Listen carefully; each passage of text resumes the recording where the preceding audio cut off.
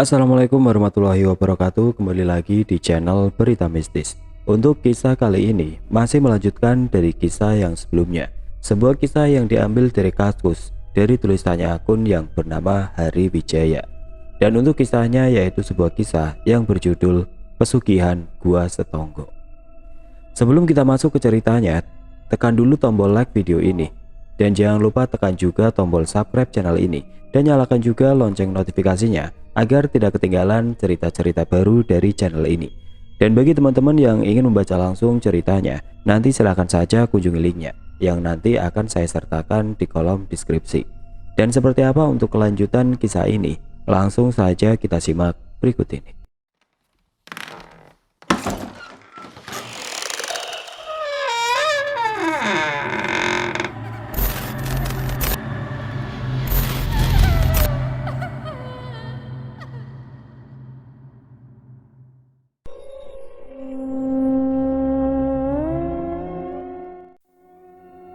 Malam yang sunyi di sebuah komplek perumahan.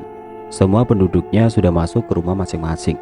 Mobil-mobil terparkir di garasinya. Beberapa masih ada di pinggir jalan yang masih basah setelah diguyur hujan sore tadi. Tetes demi tetes air yang tersisa di dedaunan pohon jatuh ke tanah. Pantulan lampu jalan berkilau di atas air yang mengenang di ceruk jalanan. Sedangkan langit masih berawan, sehingga rembulan dan kebintang malam masih bersembunyi di baliknya. Di dalam rumahnya, Leo duduk seorang diri, berhadapan dengan televisi yang menyala menyiarkan acara olahraga. Dengan santai ia menyandarkan dirinya di sofa. Kedua kakinya ia luruskan dengan naik ke atas meja kecil. Tangan kirinya memegang sekaleng minuman dan tangan kanannya memegang remote. Walau terlihat sedang menonton televisi, nyatanya tidak demikian. Dalam hatinya, Leo was-was, ditambah Nesya belum pulang setelah pergi dari rumah sejak sore tadi. Teleponnya sulit dihubungi. Untuk membuat suasana lebih ramai, Leo memutuskan untuk menyalakan televisi dan membesarkan suara. Hingga tidak lama, Nesya yang menelpon duluan. Mendengar dering suara teleponnya, Leo segera mengambil handphonenya di meja. Segera ia angkat telepon itu. "Halo Nes." Halo Leo, aku ada di apartemen temanku. Kata Nesya memberitahu. "Kamu mau pulang kapan? Mau dijemput?" Tanya Leo sambil membenarkan posisi duduknya. Aku gak mau pulang Leo, jujur aku masih takut. Kamu urus dulu deh rumah kamu itu. Panggil paranormal atau apa buat usir hantu-hantu itu, ujar Nesya. Leo menghela nafas. "Ada siapa di apartemen?" Tanya Leo. Ada Nindi sama Elis. Aku aman kok di sini. Kamu gak perlu khawatir. Leo mengangguk. Oke deh, besok pagi aku kesana ya." Iya, jawab Nesya. Setelah itu percakapan mereka pun selesai. Leo segera menutup teleponnya. Jam sudah menunjukkan pukul 11 malam. Sudah saatnya ia beranjak ke kasur dan terlelap dalam sunyinya malam. Televisi ia matikan. Semua bekas makanan dan minuman ia bereskan dari meja kecil. Setelah itu dirinya meninggalkan ruang tengah dan berjalan masuk ke dalam kamar. Leo mematikan lampu ruang depan, lalu masuk ke dalam kamar. Saat hendak menutup pintu kamarnya, ia melihat ada seseorang sedang duduk di sofanya di tengah kegelapan. Karena gelap, ia tidak bisa melihat jelas siapa yang duduk di sana. Hanya nampak sebuah bayangan, padahal Leo hanya sendiri di rumahnya ini. Perasaannya sudah tidak enak, tapi ia juga penasaran dengan sosok itu. Akhirnya tangan Leo meraih tombol lampu. Dengan jantung berdebar, ia mencoba menyalakan lampu. "Oke, hitungan ketiga, nyalain lampu," gumamnya. Mulutnya kumat kamit sesaat menghitung sampai 3. Saat sudah masuk hitungan ketiga, tombol lampu ia tekan. Lampu menyala. Mata Leo dengan jelas menangkap sosok yang tengah duduk di sofanya. Sesosok pocong dengan lidah menjulur yang pernah ia temui sebelumnya. Ketika lampu dinyalakan, kepala pocong itu bergerak menoleh ke arahnya dengan mata melotot. Seketika Leo langsung membanting pintu kamarnya hingga tertutup rapat. Tidak lupa ia kunci pintu. Kemudian ia buru-buru naik ke kasur, menutupi seluruh tubuhnya dengan selimut. Mau tidak mau ia harus tidur saat itu juga. Matanya terpejam dan berharap akan terbuka kembali ketika pagi tiba. Sementara itu di apartemen, Nesya tengah bersantai bersama 2 orang temannya di kamar apartemen dengan ranjang yang cukup luas. Sambil memakan cemilan yang tersedia di sana, mereka bertiga saling membicarakan banyak hal sebelum tidur. Masing-masing wajah mereka memakai masker tidur berwarna putih dan tipis. Di tengah suasana menyenangkan itu, handphone Nesya berbunyi. Mendengar suara deringnya yang cukup keras, Nesya turun dari kasur, meninggalkan ketiga temannya dan bergerak ke meja kecil yang ada di samping lemari kamarnya. Saat ia menyalakan layar, tampak Leo yang menelponnya. "Siapa, Nes?" tanya Nindi. "Leo." "Ya ampun, cowok itu ribet deh, telepon mulu," sahut Elis. "Nggak tahu nih." Nesya langsung mengangkat telepon. Handphone itu ia tempelkan ke telinga, menunggu ada sapaan khas Leo dari seberang sana. "Halo, Leo?" sapa Nesya lebih dulu. Akan tetapi tidak ada jawaban. Samar-samar Nesya hanya mendengar suara nafas dari telepon itu. "Leo?" panggil Nesya sekali lagi. "Nek, kok nggak pulang? Peluk saya lagi dong." Tiba-tiba suara yang serak dan berat terdengar berbicara dari telepon dengan nada menggoda Nesya. Wanita itu hafal betul suara itu. Itu adalah suara sosok pocong yang pernah mengganggunya di kamar rumah Leo. Sadar kalau bukan manusia yang menelponnya, Nesya langsung melempar handphonenya ke meja. "Ah!" Ia teriak sekuat mungkin dan langsung lompat ke kasur, membuat teman-temannya kaget. Lu kenapa sih?" tanya Nindi. Elis pun sama bingungnya melihat tingkah Nesya yang ketakutan dan masuk meringkuk di dalam selimut. Setelah Nesya menjelaskan apa yang terjadi, barulah mereka paham. Mereka pun akhirnya ikut ketakutan dan memutuskan untuk segera tidur. Lampu mereka biarkan menyala. Mereka memaksa matanya untuk terpejam. Di dalam suasana mencekam itu, mereka terlelap menunggu pagi datang mengganti hari. Keesokan harinya, Leo yang baru selesai mandi berjalan keluar kamar. Ia lalu duduk di pelataran depan rumah sambil membawa handphonenya. Ia tengah menunggu seseorang mengangkat teleponnya. Saat itu ia tengah mencoba menelpon Ki Danang untuk bertanya soal gangguan-gangguan makhluk gaib yang ia dan Nesya alami selama ini. Sambil memperhatikan sekitar dan menghirup udara pagi, Leo dengan sabar menunggu. Sampai akhirnya Ki Danang mengangkat telepon. Buru-buru ia menempelkan handphone ke telinga. "Halo Ki, Ki Danang, apa kabar?" sapa Leo sembari berbahasa basi menanyakan kabar. Kabar baik, Leo. Maaf lama angkatnya, soalnya tadi cari sinyal dulu, kata Ki Danang. "Iya nggak apa-apa Ki," jawab Leo. "Kenapa? Kamu telepon saya karena ada masalah kan? Kamu diganggu kan? Saya udah firasat," kata Ki Danang yang ternyata sudah tahu apa yang terjadi. Mendengar itu Leo seakan mendapat harapan baru. Iya Ki, betul tuh. Akhir-akhir ini saya banyak kena gangguan makhluk gaib. Ki Danang tahu kenapa? Kenapa saya digangguin? Bisa bantu saya?" tanya Leo. "Ya udah, kewajiban saya buat kasih tahu apa yang terjadi. Tapi saya nggak bisa bantu. Harus kamu sendiri yang bergerak." Ki Danang mulai menjelaskan lewat sambungan telepon. "Kamu ingatkan perjanjian yang kamu buat dengan makhluk gaib di Gua Setonggo. Kamu bilang kalau kamu siap melakukan apapun. Semua gangguan yang kamu alami adalah peringatan dari para penunggu Gua Setonggo. Mereka meminta tumbal, Leo," tutur Ki Danang. "Tumbal?" Leo kaget mendengarnya. "Ya, tumbal manusia," tegas Ki Danang. "Kamu masih simpan golok yang diberikan oleh penunggu Gua Setonggo kan? Kamu harus membunuh orang menggunakan golok itu. Golok itu akan mengisap darah, dan dengan begitu kamu sudah menyerahkan tumbal, dan gangguan itu gak akan datang lagi," tambah Ki Danang. Jadi itulah kenapa saya harus membawa golok itu ya? Ternyata golok itu ada fungsinya," kata Leo.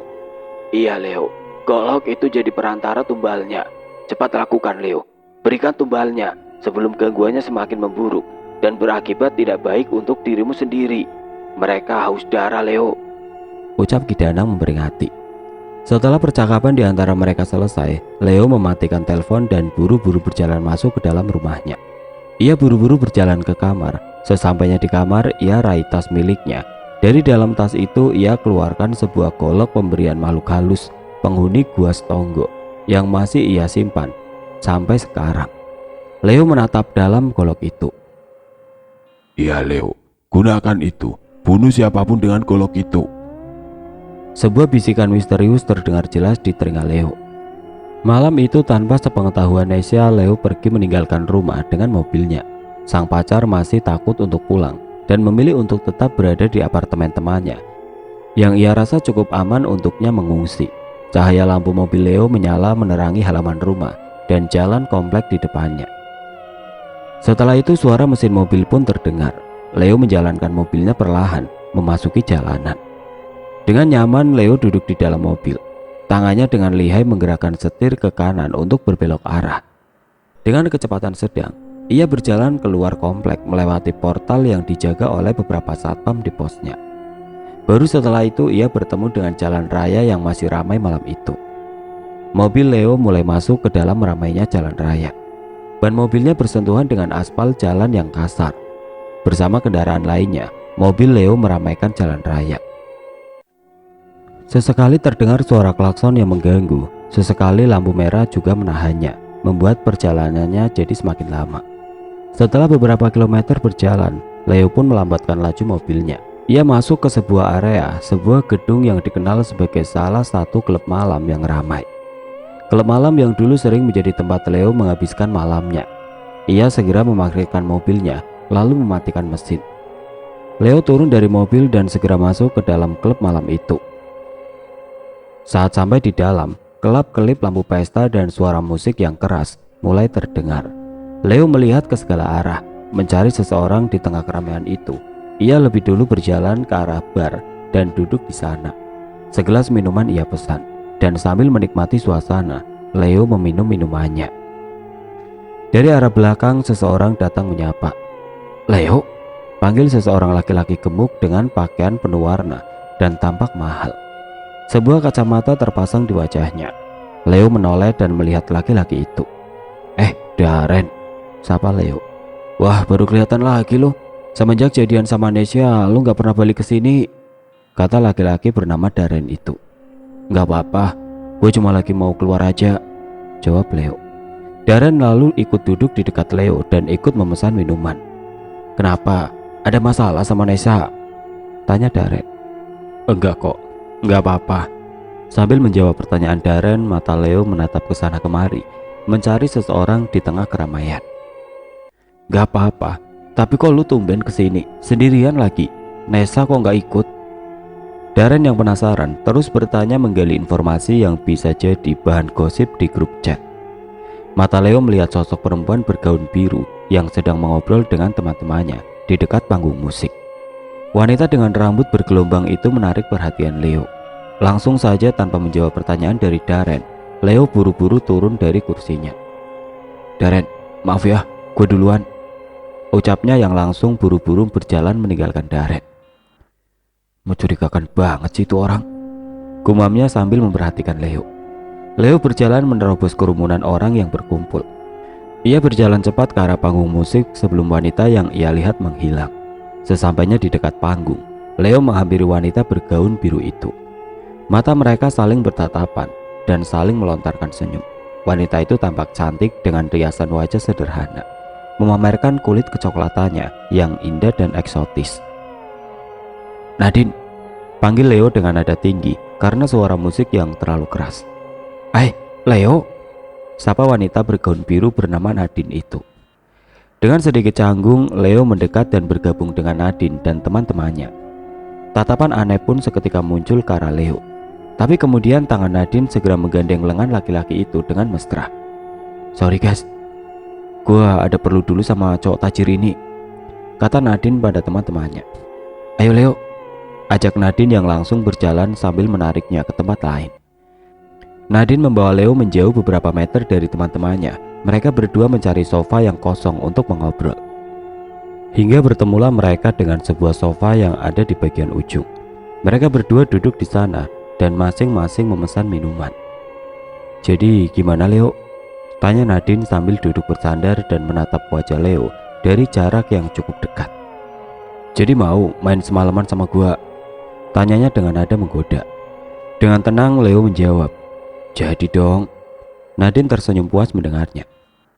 "Ya walaupun lu pacarnya Nesa, gua gak peduli, toh orangnya gak tahu juga," katanya sambil tersenyum. apalagi uangnya banyak, gumam Nadine tanpa terdengar oleh Leo. Nanti 1 jam lagi deh ya, kita cabut abis itu check in deh, ucap Nadine menambahkan. Leo hanya mengangguk mengiyakan. Selama 1 jam di klub, Leo dan Nadine saling mengobrol, membahas banyak hal dan bersenda gurau.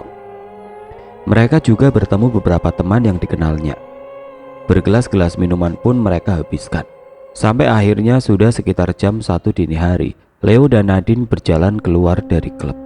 Leo mengarahkan wanita itu untuk masuk ke dalam mobilnya yang masih terparkir. Dengan mata yang sayu, Nadine membuka pintu mobil dan langsung masuk. Dirinya yang sudah hampir mabuk bersandar di jok depan yang empuk, sementara di sampingnya Leo duduk menyalakan mesin. Mobil pun mulai berjalan. Leo membawa Nadine di mobilnya. Walau minum cukup banyak, wanita itu masih cukup sadar untuk melihat sekitarnya. Bahkan masih mengoceh mengajak Leo mengobrol selama perjalanan. Mobil Leo melaju cepat di tengah jalan raya yang kosong melompong, dengan diiringi musik hip hop yang diputar oleh Nadine. Bukannya pergi ke hotel seperti yang mereka rencanakan, Leo justru membawa Nadine cukup jauh hingga ke pinggir kota, di mana banyak pabrik berdiri dan bangunan-bangunan yang terbengkalai. Awalnya Nadine tidak sadar, tapi akhirnya ia mulai membuka mata lebar-lebar dan melihat sekitar. "Lu bawa gua kemana?" tanya Nadine sambil melihat sekitar yang sepi dan gelap. Kiri dan kanannya dipenuhi dengan ilalang dan semak-semak. Penerangan jalan pun minim, sama sekali tidak ada orang di tempat ini. "Kita bakal main semalaman, Nadine," jawab Leo. Ia lalu membelokkan mobilnya ke arah jalan setapak yang dikelilingi dengan rerumputan tinggi dan semak-semak, sehingga mobilnya tersembunyi dan tidak bisa dilihat oleh orang yang kebetulan lewat di jalan. "Turun dulu yuk," ajak Leo yang mematikan mesin mobil. "Aduh, lu ngapain sih kesini? Banyak nyamuk," ucap Nadine yang dengan wajah malas membuka pintu mobil kemudian keluar. Nadine berdiri di samping mobil, sementara Leo yang ikut keluar lalu berjalan ke belakang mobil. Ia buka bagasi mobil dan mengambil sebuah golok keramat pemberian makhluk penunggu Gua Stonggo. Leo menatap golok itu dan mulai meyakinkan diri. "Tunggu apa lagi, Leo? Lakukan, Leo. Tepati janjimu." Sebuah bisikan terdengar di telinganya, membuat Leo semakin yakin dengan apa yang ia lakukan. Ia pegang kuat-kuat goloknya, setelah itu ia tutup kembali bagasinya. Kemudian Leo berjalan cepat ke arah Nadine yang berdiri membelakanginya. Melihat adanya kesempatan, tanpa ragu Leo langsung menikam Nadine dari belakang, tepat mengenai bahu kanannya. Kulit eksotisnya langsung robek tertusuk tajam besi pipi dari golok keramat itu. "Ah!" Nadine sempat menjerit lalu terjatuh ke tanah dengan bahunya yang mengeluarkan darah segar. Dengan mata berkaca-kaca, ia kesakitan dan menoleh ke arah Leo. "Leo, jangan!" ucapnya ketakutan sambil menahan sakit. Sementara Leo dengan tatapan dingin berjalan mendekat, diri laki-laki itu seakan dirasuki oleh iblis. Golok yang semula bersih mengkilap, kini berubah menjadi merah penuh darah. Sementara darah segar terus keluar dari luka menganga di bahu Nadine. Mencium bau darah, sang iblis semakin haus. "Ayo, habisi dia, Leo." "Ah, Leo, apa-apaan ini?" kata Nadine yang panik sekaligus takut. Ia menahan rasa sakit di bahunya sambil perlahan bergerak mundur, menghindari Leo yang sudah dirasuki oleh iblis. "Maaf Nadine, temanku butuh darah," ucap Leo dengan nada dingin dan tanpa rasa kasihan sedikit pun. "Sini kamu," tegas Leo yang langsung memegang kaki Nadine dan menariknya. "Ah!" Nadine menjerit sekeras yang ia bisa, berharap seseorang mendengar teriakannya dan memberi pertolongan. Tapi di tengah semak belukar yang sepi itu, tidak ada siapapun selain mereka berdua. Buru-buru Leo menutup mulut Nadine sehingga suaranya tidak lagi terdengar.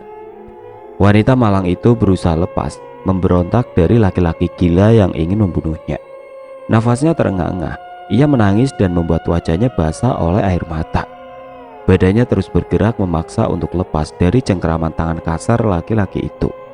Tapi apa daya, tenaganya kalah kuat dibandingkan dengan Leo yang dibantu oleh iblis. Saat itu juga Leo mengarahkan goloknya ke leher Nadine, dan tanpa ampun ia tancapkan ujung golok itu ke leher Nadine. Besi tajam itu menembus kulit lehernya yang indah, memutus tenggorokannya yang menjadi jalur pernapasannya, juga memutus pembuluh darah yang mengarah ke otak.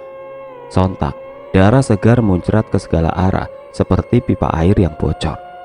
Mata Nadine melotot kesakitan. Belum selesai, Leo terus memotong leher Nadine seperti sedang menyembelih seekor kambing. Darah segar dan kental terus keluar dari lehernya yang menganga. Terdengar suara nafas Nadine yang mirip suara orang mendengkur. Tubuh wanita yang sudah lemas itu lalu dibiarkan tergeletak di atas tanah yang dingin. Badan wanita malang itu mulai kejang-kejang, sementara darah tidak henti-hentinya keluar dan menggenangi tanah sekitar. Malam itu, Nadine pun menghembuskan nafas terakhirnya. Baju, celana sampai wajah Leo telah merah terkena cipratan darah. Leo yang puas membunuh Nadine lalu tertawa sambil menatap korbannya. "Bagaimana temanku? Apakah ini cukup?" ucap Leo kepada sesuatu yang ia sebut teman, yang tidak lain adalah makhluk halus penunggu gua Stonggo yang sejak tadi terus berbisik di telinganya, menyuruhnya membunuh. Setelah memastikan korbannya telah mati, Leo sudah mempersiapkan semuanya.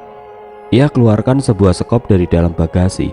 Di tengah malam yang sunyi senyap itu, ia menggali tanah di tengah rimbunya semak-semak dan ilalang. Bau amis darah mulai tercium. Badan Leo kotor oleh darah dan keringat. Ia terus menggali dan menggali. Beberapa menit berlalu, usahanya berhasil. Sebuah lubang yang hanya sedalam 1 meter berhasil ia buat. Ia lemparkan sekopnya ke dalam bagasi. Lalu ia berjalan ke arah mayat Nadine. Ia seret tubuh tidak bernyawa itu ke lubang yang ia buat. Ia lempar begitu saja tubuh Nadine ke dalam lubang lalu tersenyum menatapnya. "Bagaimana? Malam yang indah kan?" tanya Leo sambil tertawa kecil seperti seorang psikopat. Ia mulai menurunkan tanah yang ia gali tadi. Pelan-pelan jasad Nadine terkubur oleh tanah dan tidak terlihat lagi. Meski begitu, bekas darah masih tampak jelas di tanah bekas Nadine terkulai tadi. Tapi Leo tidak peduli. Setelah selesai mengubur Nadine dan menutupi bekas kuburannya dengan rumput, Leo buru-buru naik ke mobilnya untuk segera meninggalkan lokasi. Cahaya lampu mobilnya kembali menyala. Lalu ia mulai berjalan mundur. Sesampainya di jalan, tanpa pikir panjang, Leo langsung menjalankan mobilnya kembali menuju arah pulang. Hatinya merasa lega setelah selesai memberikan tumbal yang diinginkan oleh sang iblis. Hampir 1 jam perjalanan, akhirnya Leo sampai di rumahnya. Malam yang cukup melelahkan baginya. Ia masukkan mobilnya dan parkir rapi di garasi rumah. Dengan badan bau amis darah dan kotor tanah, ia berjalan masuk. Awalnya ia ingin segera mandi dan membersihkan diri, akan tetapi ia merasakan ada sesuatu yang aneh di kamarnya. Karena itu ia belok sebentar ke arah kamar. Tangannya membuka pintu dan melihat ke dalam. Betapa senangnya Leo dengan apa yang ada di kamarnya. Bertumpuk-tumpuk uang pecahan 100.000 rupiah tergeletak di atas kasurnya, di lantai dan mejanya. Lebih banyak dari hari-hari sebelumnya. Leo tertawa singkat. Dirinya lalu berjalan mendekati uang-uang itu. Leo segera melompat dan mendaratkan tubuhnya di atas tumpukan uang. Seperti orang gila, tubuhnya menari-nari dan menggeliat di atas tumpukan uang. Lembar demi lembar uang ia lemparkan ke atas sambil berteriak-teriak. "Inilah hidup. Hidup perlu uang. Berikan aku lebih banyak uang. Buat aku kaya," teriak Leo seperti orang gila. Sebuah suara tawa terdengar menggema di dalam kamar Leo. Alih-alih takut, Leo justru ikut tertawa bersama dengan suara tawa misterius itu. Leo memejamkan matanya. Ia biarkan tubuhnya yang telah lelah itu terlelap dalam tumpukan uang yang harum memikat, yang wanginya lebih enak dari wangi parfum Prancis sekalipun. Keesokan paginya suara bel rumah Leo berbunyi. Dengan memakai jaket hitam dan tas kecilnya, Nessa pulang setelah beberapa hari menginap di apartemen temannya. Leo yang sudah rapi pun berjalan ke pintu depan. Uang-uang yang ia dapat semalam sudah tersimpan rapi di dalam karung dan tersembunyi di salah satu ruangan yang tidak diketahui Nessa. Bajunya pun sudah ganti. Tubuhnya telah bersih dari darah dan tanah, sehingga ia sudah siap berjumpa dengan sang pacar. Pintu dibuka. Leo tersenyum menyambut kepulangan sang pacar. Begitu juga Nessa yang sudah rindu dengan rumah ini.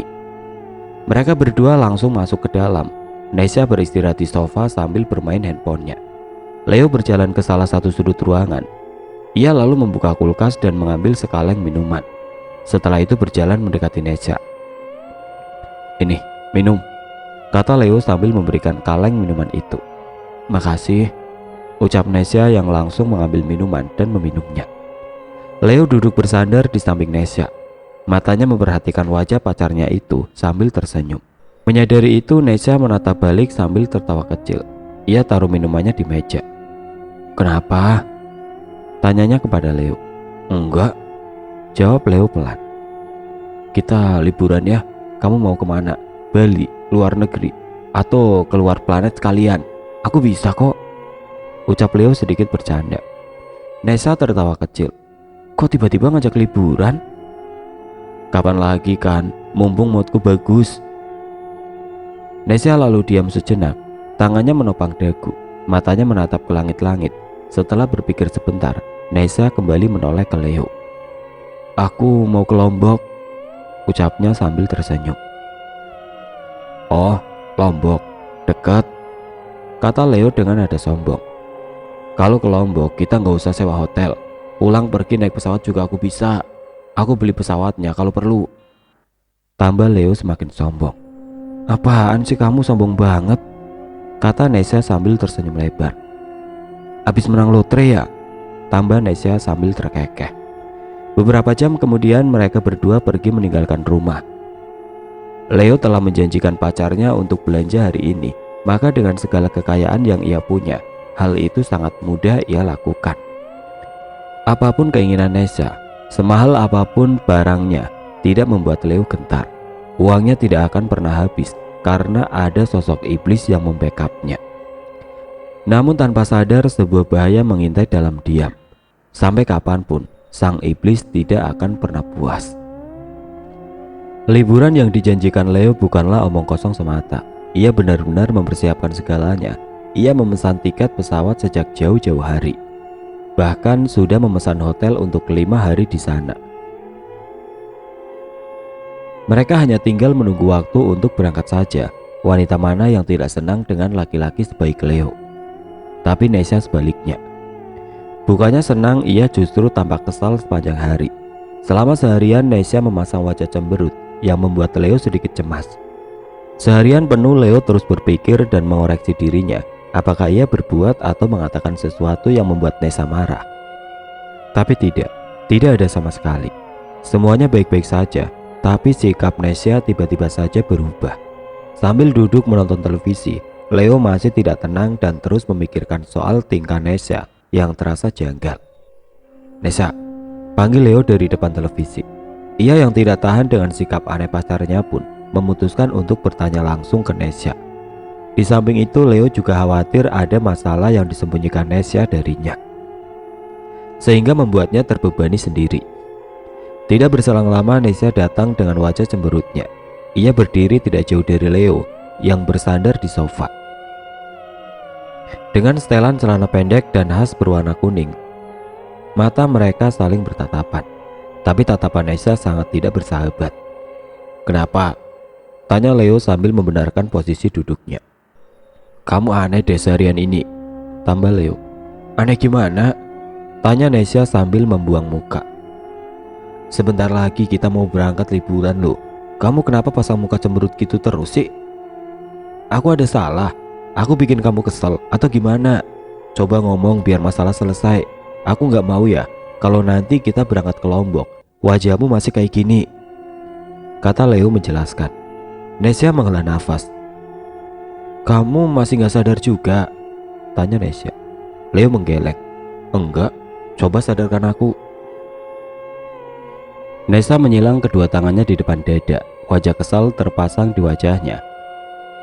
"Malam Selasa kamu kemana?" tanya Nesya. "Malam Selasa?" tanya Leo. Kemudian ia mulai berpikir dan mengingat-ingat. Sampai akhirnya ia sadar, malam Selasa yang dimaksud Nesya adalah malam saat ia membunuh Nadine. Sadar akan hal itu, Leo pun mulai gugup. Melihat itu, Nesya semakin yakin. "Tuh kan, kamu aja gugup begitu. Emang dasar laki-laki ya, nggak bisa ditinggal sebentar aja," kata Nesya yang mulai marah. Akan tetapi Leo kembali menggelengkan kepala dan mencoba mengelak. Aku nggak ngerti maksud kamu apa. Aku nggak ngapa-ngapain kok malam Selasa, kata Leo mencari alasan. Jangan bohong, bentak Nesya yang seketika membuat Leo kaget. Selama berpacaran, baru kali ini Nesya membentaknya sedemikian keras. Semakin memperjelas betapa marahnya wanita itu, Leo menatap Nesya dengan tatapan bingung. Aku tahu dari Darren, dia yang kasih tahu aku, kata Nesya. Kamu ngapain malam itu sama Nadine? Kenapa kamu gak bilang-bilang mau ke klub? Bukannya kamu pernah bilang gak akan kembali ke sana karena cuma buang-buang waktu. Aku juga udah janji sama kamu buat gak datang lagi ke klub supaya gak ada cowok lain yang godain aku. Aku turutin kemauanmu. Tapi kenapa sekarang justru malah kamu yang ingkar? Tutur Nesya dengan penuh emosi sambil menatap tajam ke arah Leo. Laki-laki itu akhirnya paham masalahnya. Ia lalu segera berdiri, berjalan mendekati Nesya untuk memperjelas apa yang terjadi. Aku gak ketemu Nadine. Darren, dia itu tukang gosip. Nesya, semua orang juga tahu kalau mulutnya itu suka nyebar hoak. Jadi jangan dipercaya ya. Kamu lebih percaya aku kan? Ucap Leo sambil mengelus pipi Nesya. Dengan kasar Nesya tepis tangan laki-laki itu dari wajahnya. Matanya berkaca-kaca dan kecewa. Kamu masih bisa bohong ya? Ucapnya. Nesya lalu mengambil handphone di sakunya. Ia tunjukkan sebuah foto di handphonenya yang memperlihatkan Leo sedang berdua dengan Nadine. Foto ini aku dapat dari Darren. Darren brengsek, gumam Leo dengan kesal. Mau alasan apa lagi kamu? Tanya Nesya sambil mengusap air matanya di pipi. Biarpun begitu, Leo bukanlah laki-laki yang senang mempermainkan wanita. Ia mendekati Nadine bukan karena ingin selingkuh, melainkan ada keperluan lain yang harus ia urus bersama wanita itu. Tapi jelas tidak mungkin kalau Leo menjelaskan pada Nesya bahwa ia hanya ingin membunuh Nadine malam itu. Nesya, kamu salah paham. Aku gak punya maksud apa-apa sama Nadine, kata Leo yang terus meyakinkan pacarnya.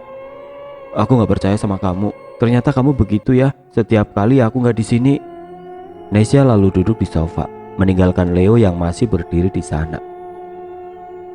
Kamu memang punya segalanya, uang, harta, semuanya. Bahkan kamu bisa beli satu kota ini. Tapi bukan berarti kamu bisa permainkan perempuan, kata Nesya dengan tegas. Nesya, bukan begitu. Leo terus berusaha menjelaskan. Wajar saja istrimu sebelumnya ninggalin kamu. Bahkan anakmu saja sampai meninggal. Itu udah cukup jadi gambaran betapa bobroknya dirimu, Leo.